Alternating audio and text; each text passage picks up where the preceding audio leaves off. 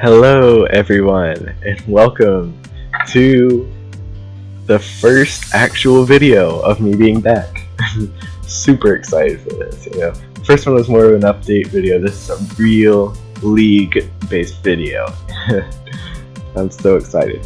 Okay, so this is the team building video for my first NPL tryout match. I was given a choice between any of the teams from the previous season of the NPL, and I chose the Green Bay Palkias. There were a lot of teams that are probably much better on paper, but this team had a lot of mons that I liked and felt like I could use well. Mainly, when I was choosing teams, I was looking at Mamo's line and just the presence it had against any team in the league.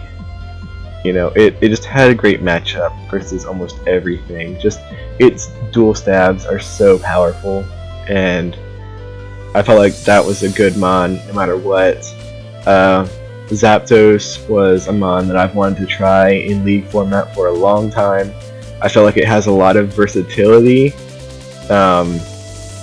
being able to bolt switch through teams, and it can be offensive or bulky or defensive. It can do a lot of things. It can T-Wave, it can defog.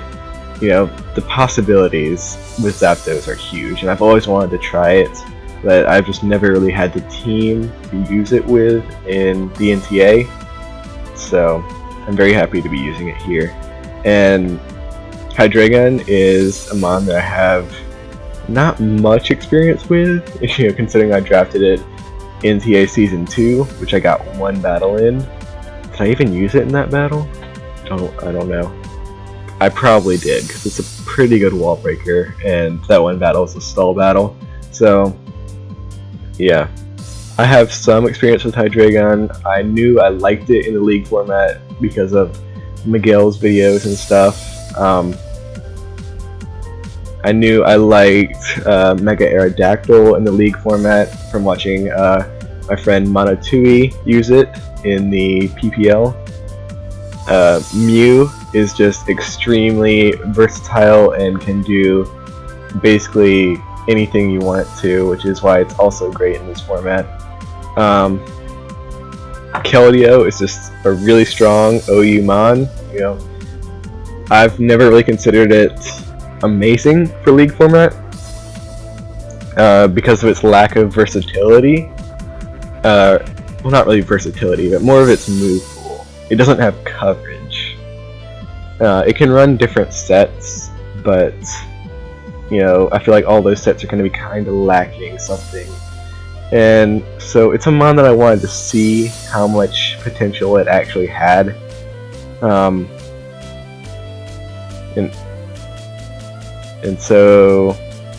with Darmanitan, that's a mon that I also just wanted to see how much potential it had. I knew that I loved Victini in this format. It's my favorite mon for this format, and I absolutely love it. And Darmanitan has always been in close competition with Victini back in Black and White, stuff like that, in UU. So I wanted to see if it could do anything as well. And the other mons, I wasn't really super interested in them, but I didn't dislike them. This team overall, I liked it. There were other teams I was looking at, but I liked the fact that this team had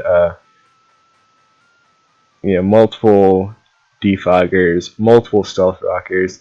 That was the main problem my NTA Season 2 team had, and there were a lot of other teams in the NPL that also had maybe 2 stealth rockers and 1 rapid spinner, which isn't bad. I mean, most of those teams did really good in the main season. So, but I just wanted something that had the options to to get up and remove hazards, basically. Did I say 2 defoggers? Because I technically has 3. Mega Aero isn't really like known for its defog, but it does get it. Actually, does Hydreigon get it? I don't even know. It could. But yeah. Basically, I have hazard removal and hazard availability, which is something I really liked on this team. And so now, let's get a look at the team I'm going to be facing. I am facing Slickerick Nixon and the Chicago Sacred Fire. So, looking at this team, I see Mamoswine putting in a lot of work. And, you know, like I said, that's what I kind of expected for any team I'm facing in the NPL. Just any team in general. Mamoswine can, you know, punch holes through it. So, the main issues I'm seeing are Mienshao and Crawdaunt. Just, you know, like a Scarf Mienshao, I feel like could be a thing, and just outspeed Mamoswine. And well, actually, let's get into my team, and I'll kind of show you my thoughts. Okay, so, so first off, I have Mamoswine. You know, I knew I wanted to bring that immediately. And I thought a Scarf set would be really obvious to be able to outspeed things like Jirachi and Mienshao and what was that other thing? I feel like there was one more that I wanted to outspeed. Hold on, let me check it. Garchomp? No, because I could just Ice Shard that. I guess if he ran like a speedy Heatran. But yeah, and I guess Galvantula as well, can outspeed that. Basically, Mamoswine's speed was what was really keeping it down in this matchup, so I felt like a Scarf set would be really obvious to bring, and he would just like Scarf the things that would be outsped normally with a Scarf Mamoswine, like a Scarf Mienshao. Like I said earlier, I expected it was coming. And so that kind of made the Scarf Mamoswine not as good. And especially when, like, if he gets the prediction games right, then, you know, Mamoswine loses a lot of momentum. Like, for example, switching into Tangrowth while I go for an Earthquake, you know, then I can't go for an Icicle Crash afterwards. Because I'm locked in. So, you know, that's the main issue with the Scarf. So I thought I could maybe bluff it with an Expert Belt and just do a little bit more damage and not really worry about the speed too much. You know, I figured the things I'm going to outspeed, I'm going to outspeed. And the things I'm not going to outspeed, I'm not going to outspeed. You know, it's that simple. I'm not going to outspeed Mienshao. I'm not going to outspeed Jirachi. Unless it's bulkier. I'm not going to outspeed Garchomp, but I don't need to because I have Ice Shard. Yeah, it's basically that. And then you also see that I do have a plan for if he... Well, you'll see. So, yeah, pretty standard move set. You know, Ice Shard, Earthquake, Icicle Crash. Superpower was for Umbreon because, you know, that was the only thing I couldn't really do, like, amazing damage to with this set. So yeah, I decided to carry that. And yeah, that's about it. You know, extremely simple set for Mamoswine here, which is all it really needs to be. You know, like I said, it has a great matchup. If I can get it in on things I outspeed, I'm going to be able to punch holes through his team. So next up, I have Whimsicott. Yes, that one. So basically, I wanted this to be a switch in to Garchomp, Mienshao, things like that, and just apply pressure to his team, basically. So you see I have the Tailwind.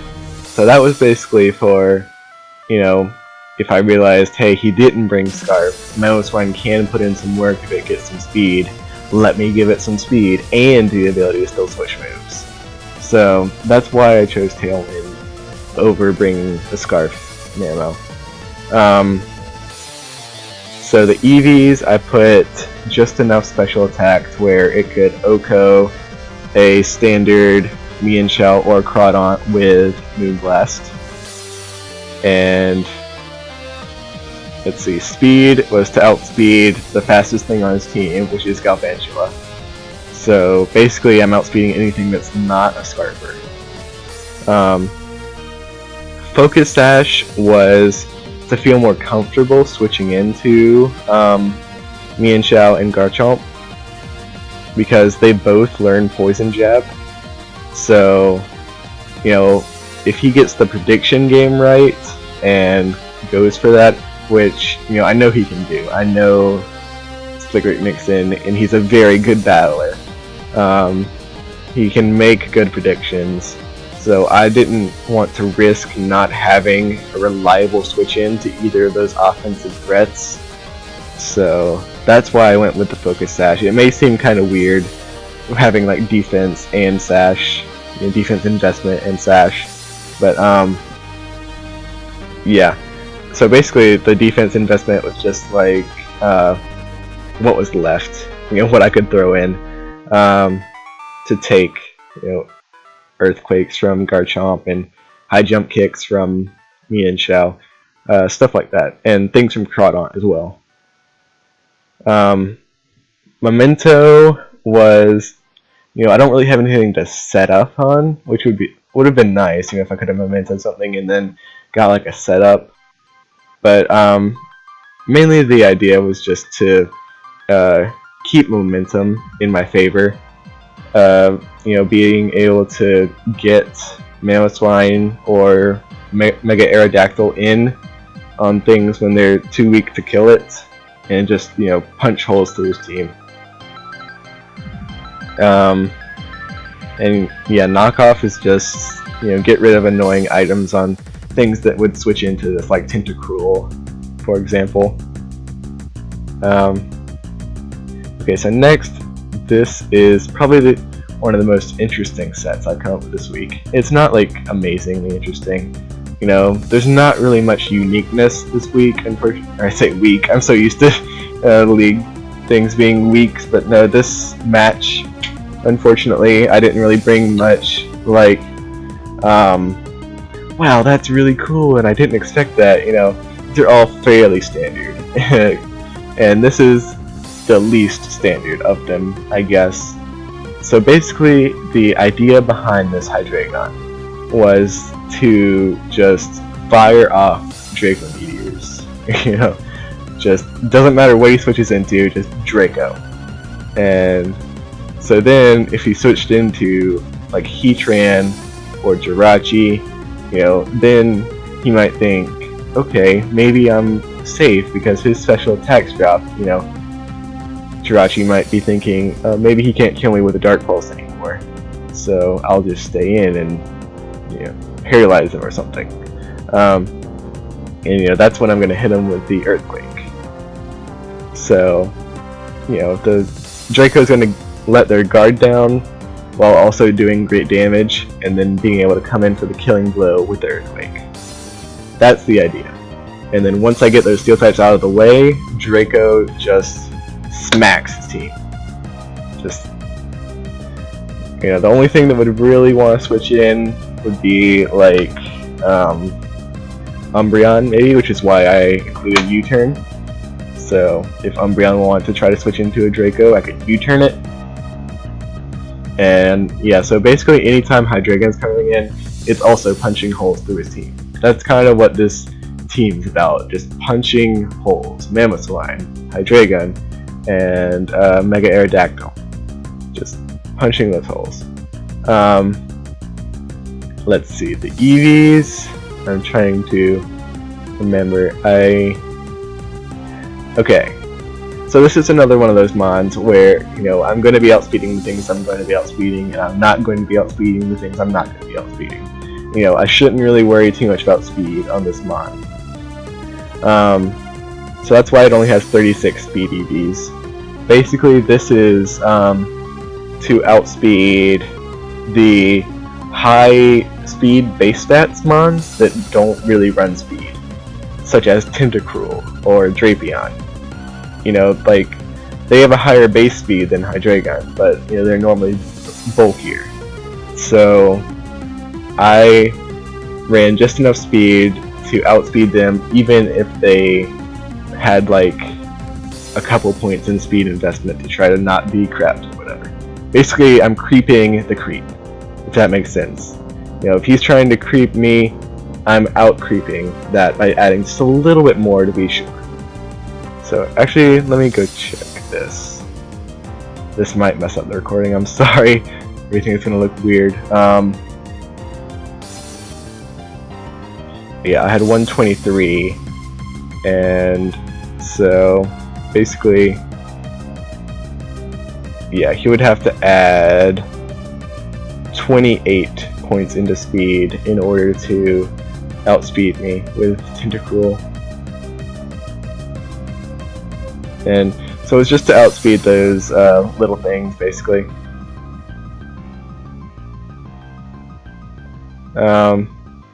Yeah, then I just kind of put max special attack and put the rest into attack to deal damage with Earthquake and U-turn. Okay, so this is my Aerodactyl set. You know, again, fairly standard, not much to be like wow over. You know, Air Relays, Earthquake, Ice Fang, Stealth Rock. I wasn't really expecting to have Stealth Rock on this, but basically I had Registeel on here first, and I was going to just Stealth Rock with that, but I realized Zapdos was a much better option, and there was nothing else I really wanted to get rid of to have both of them, so Registeel just did not make the final cut. So I had to stick Stealth Rocks on something, which I decided it would be Mega Aero. So yeah, no need to explain the item. So just the EVs left, really. Actually, no. Let me explain Ice Fang. Garchomp. Okay, done with that. I mean, that's literally the only reason. Just one word. Garchomp. So the EVs are like I knew Mega Aerodactyl was fast, but I did not know it was this fast. It needs just 44 speed to outspeed everything on his team that's not Scarf. That is crazy. Galvantula gets outsped with just 44 speed, and you know Galvantula is the fastest thing on his team. So I'm outspeeding Mienshao, I'm outspeeding Jirachi, outspeeding everything. Unless it has a Scarf, like I said. So that gave me a lot of room to just put 212 into HP, and that will come into play in the battle, as you'll see. So next we have my Zapatos, my Spanish shoes. I love this name, and so did everyone else when they were watching the battle. So yeah, I have a Lefties, Volt Switch, Heat Wave, Roost, Defog, Zapdos. So basically the idea of this was to just be able to deal with Galvantula. Stop it from setting up sticky webs. So I have exactly enough HP and special defense investment to live, to not be 2-hit KO'd by Thunder from like a standard focus Sash Galvantula, and I can hit it with Heat Wave, and you know, I think, hold on. No, okay, that was a different EV spread. Sorry, I had like so many different EV spreads on this Zapdos. It was so hard getting it to do everything I wanted, because I I really wanted enough speed to outspeed Galvantula if it was like modest instead of timid, but I just couldn't really do that, so I just put a little tiny bit of speed to be sure I wasn't being crapped or anything, and just put the rest into special attack, and then I had the 4 left over that I just put into defense. But at one point I was trying to do the EV spread to where I could like do enough with Heat Wave where if I got the burn it would kill no matter what. So basically I was making it to where him having 12% left was the minimum roll it could do, because I expected him to just have Focus Sash, so I didn't have to OHKO him, but yeah. But yeah, I don't think that was this spread. I'm pretty sure this much special attack is just gonna OHKO with Heat Wave.